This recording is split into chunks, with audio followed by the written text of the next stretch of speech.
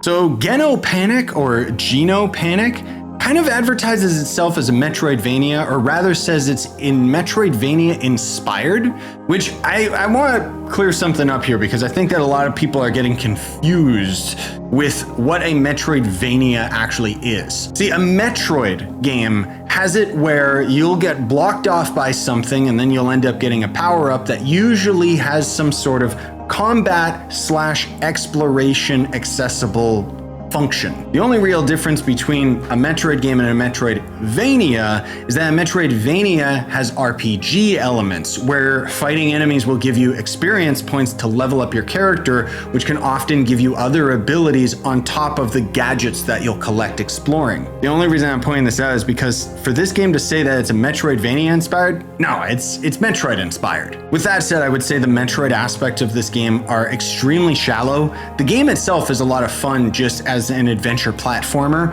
but it's fairly linear, usually with a roadblock being presented to you as soon as you go to a new area, and then 2 seconds later you'll get the power up to remove that roadblock, with the only incentive to explore being that you can find these creatures that ultimately will give you the good ending. I do appreciate the fact that you can save the animals or sacrifice them, because that's kind of a super old school Metroid reference. And I also think that the pixel art in this game is absolutely beautiful, but the enemies were by far my favorite part.